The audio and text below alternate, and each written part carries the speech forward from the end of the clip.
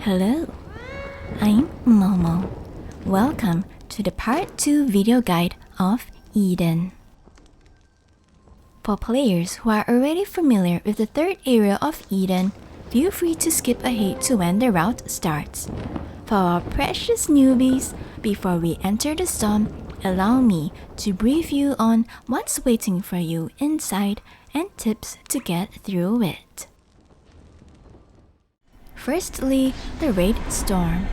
After having to avoid the raid crystals before, the final area brings us to a storm that hails them. The first half of this map rains raid every now and then, giving you some time to move around when the crystals are not falling. The second half is a consistent raid storm. You have to keep going forward while losing your wings. Next, the Petrified Children. These statues were once children of light, turned into stone when darkness overwhelmed them. At least that's how I see it. Our main goal in Eden is to offer our light to each of these statues. There's a total of 63 known ones so far, so let's do our best to save most of them. But what will happen to us without our wings?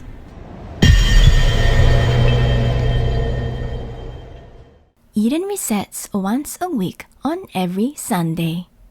If you return to the storm again after your first run in the same week, the statues that you have already saved will be gone. The children whom you have not saved yet will still be there, so you can go back and help all the ones you might have missed from before. But what's the point in saving all the children? For the help you have given to return light and hope back into their hearts, each child will give to you the light of an ascended candle. These candles can only be acquired by doing Eden weekly and are required to unlock friendship trees and buy some spells. Spare me yet another moment for the last 4 tips. Try to utilize the camera angles by looking forward from close-up and from a top-down view. That will help you to find the statues around you and ahead of you better. Getting hit and falling will happen a lot, so use the Midway Call to quickly get up. Try to light up every torch you come by. You can't light torches when you are grey, so having a light source to return to will be helpful. Finally, move on after you have tapped on the offering icon. The moment you tap and the icon is gone, they will receive your light. By the way, I'll be using my taller version to go through the storm. I find that being taller makes me flop less, but that's just from my own experience. So, before we enter, make sure to head home to change your size or grab anything you need first. Once we enter the storm, we cannot return home until we finish it to the end. Even if you reopen the game, all the portals will be closed. You can only return back to the storm, so please be prepared. Alrighty mighty, let's get going. After the initial cutscene, help the first 4 statues as we make our way to the 5th one. You can light up the first torch as you wish, but I'll skip it. At the 5th statue, light up the torch immediately. It will be useful to always light up first before saving the statues. From number 5, the top-down view will show us more kids. We will help these 2 first, then the next one here, skipping the rest. Don't worry about them, we will come back later. Once it's clear, step forward a little bit and wait for the rain to pass. Tap on 6 and 7, then loop around to number 8. Quickly light up first, cause the rain here is very unforgiving. At number 8, the next child can be seen if you angle your camera from the top-down view, in that corner. Move on ahead and you will see it. From number 9, look ahead and you will see the next statue. Here at number 10, the next two are also on the same path straight ahead. There's no torch by number 11, so keep moving on after tapping on it. It's much safer to stay here at number 12. Turn the camera around here and number 13 will be right ahead in front of you.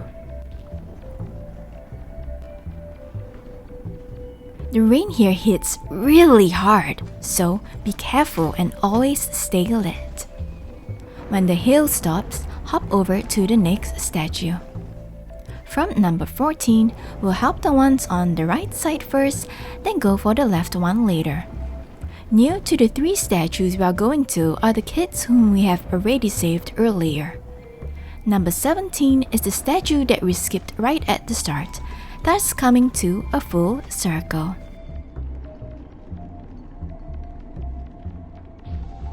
Hurry over to the back from here and we'll be at number 18.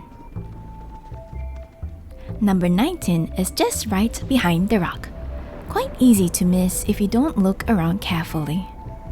After tapping on it, return to the torch at 18 and wait for the right moment before heading forward to help the one we saw earlier.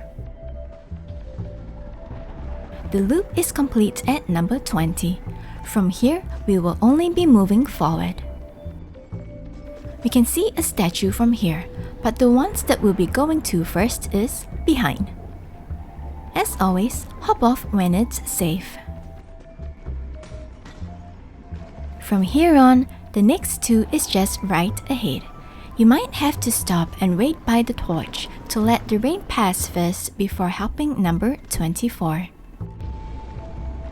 Return back to the torch again to prepare for the dash ahead. Over here, you can go for this statue first, then help the ones here. Or head straight to the trio first, then help the other one. The timing of the rain here can be unpredictable, so it's usually safer to go to the trio first and light up the torch there. But I was lucky enough this time and managed to help the other one first before the hill came crashing down again. After helping the other two at the back, wait by the torch and prepare to dash across again.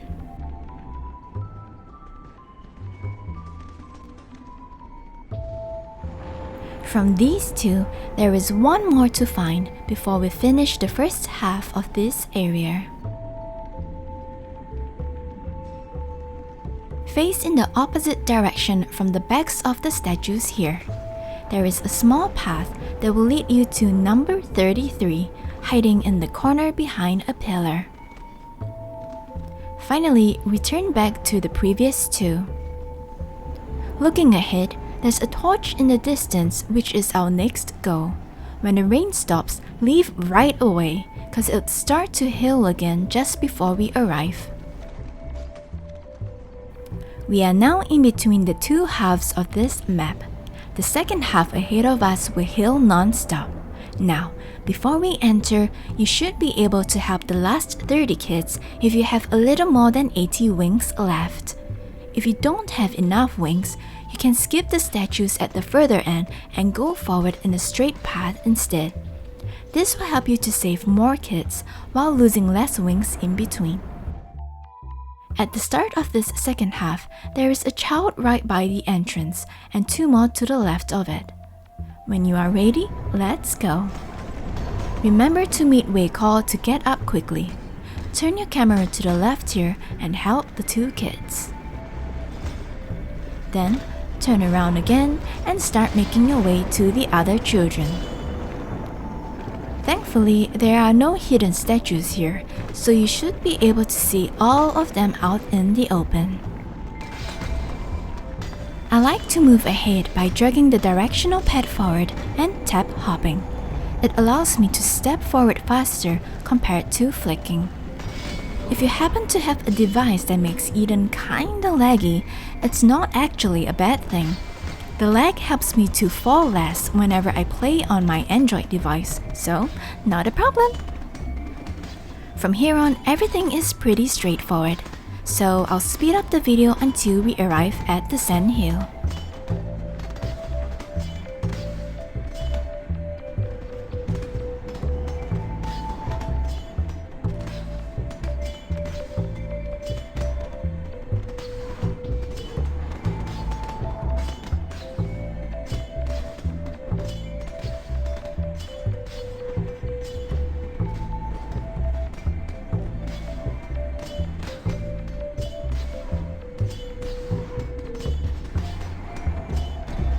When you approach the two statues before a sandhill, keep going over.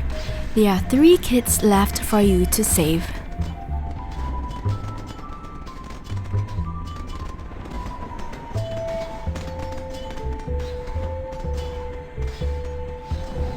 The last one is painfully far away.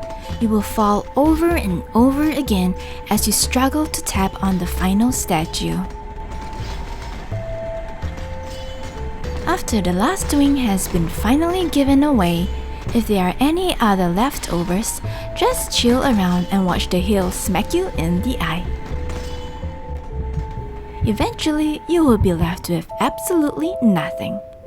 Just be sure to stand back up to let the cutscene do its thing. And with that, we have come to the end of the video. If you're unsure of what to do next, I'll leave you with these hints so you can experience the aftermath yourself. Thank you for stopping by. I hope that I was able to help you or at least entertain you somehow. As the saying goes, every ending is a new beginning. You might have just finished the final area in Sky, but your journey has only just begun. Well, until the next video, take care, keep safe, and stay peachy!